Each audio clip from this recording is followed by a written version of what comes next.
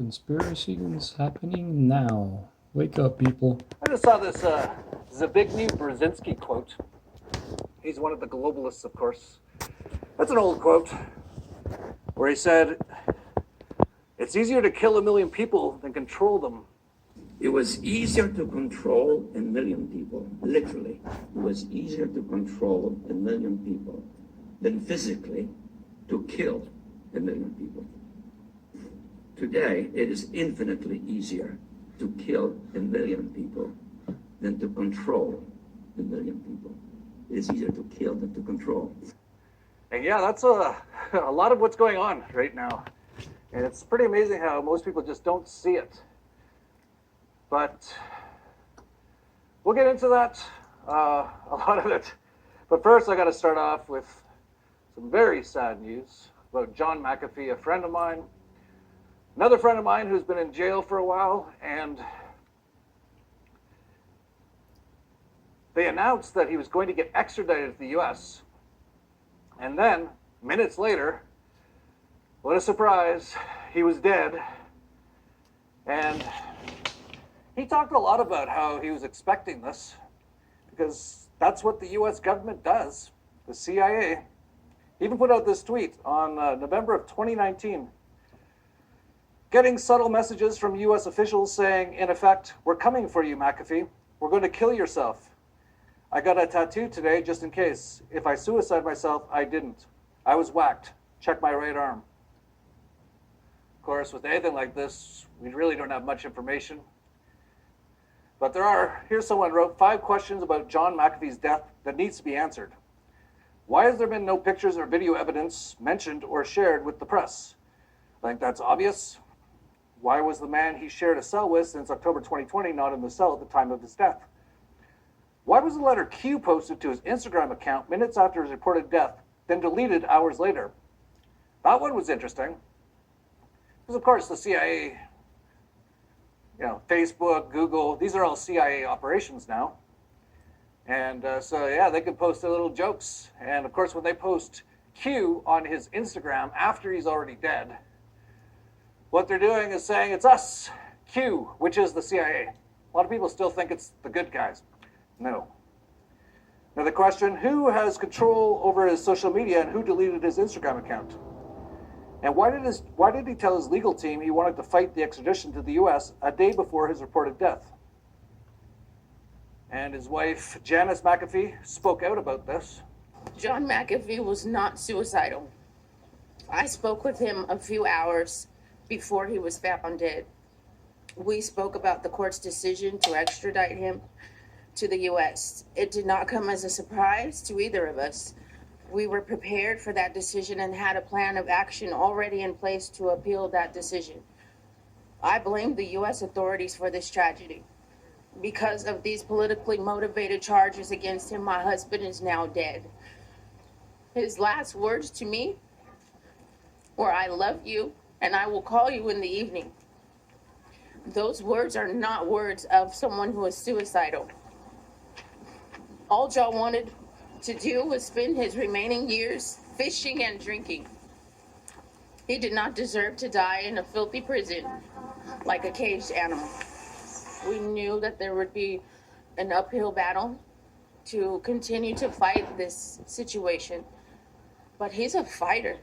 He's always a fighter, and anybody that knows John, that knows him even a little bit, knows that about him. He would never quit this way. He would never take his life in this way.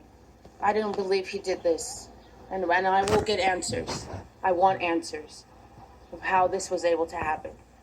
Yes, it's highly unlikely he committed suicide. Not to mention, if you've ever been in a jail cell, and I've been in numerous, it's pretty much impossible to kill yourself. Like, lock yourself in a room with like a ratty old bedsheet and try to kill yourself with it. It's not very easy. But of course, that's obviously not what happened.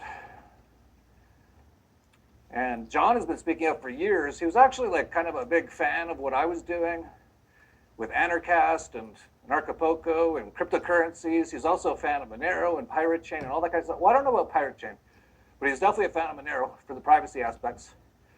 And he was super outspoken against the government and their extortion rackets and their terrorist activities. Here's just one example. If you have any regard at all for your own personal freedom and for the personal freedom of others, that you owe it to yourself and to us to do everything that you can. Go onto your Twitter account and tweet about the madness of the government's taking all of our freedoms and providing us a false sense of security. And when we point out that, wait, you've taken our freedoms, but you've really given us no security, then they point the finger at the people who have shown us this and say, you're a bad man. You put people at risk. No, don't tolerate it. Do not fucking take it. Do something. Why does power corrupt? Well, greed certainly needs power, doesn't it? If you have enough power, you can take any fucking thing you want. Anger, anger definitely would love some power, but would it not? Envy? Well, with power, whatever you're envious of, you can duplicate on your own. No, it is that negative, unsocial, not life-supporting part of the human animal that needs power. Nothing else needs power. And so we give people power over others through government, through military. And we expect them not to be corrupt. Wake up, people.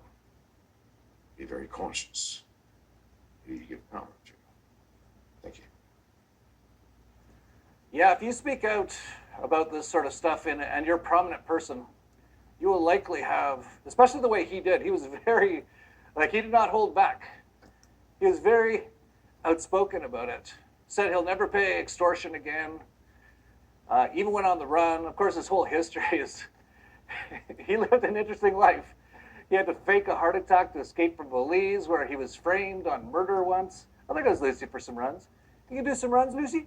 Yeah, I might just do a couple right now. Yeah, here we go. Here we go. Yep, here we go. Oh, yeah, it's good to get out. Yep. Nice time for some runs. Thanks, Greta. It's nice and cool.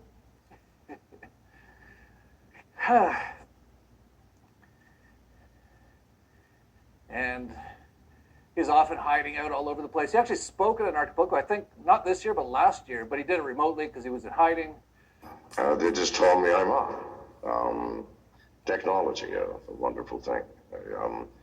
In 3 or 4 years, I'll just have to push a button and the audio, wherever I am, the audio and the video will just appear magically. Anyway, thank you very much for inviting me to speak at this anarchistic event. Then they eventually got him in Spain.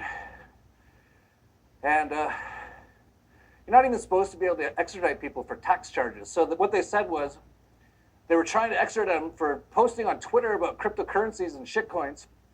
Well, if that's what you do to people who do that, Elon Musk should be in a cage and suicided, because he does that nonstop.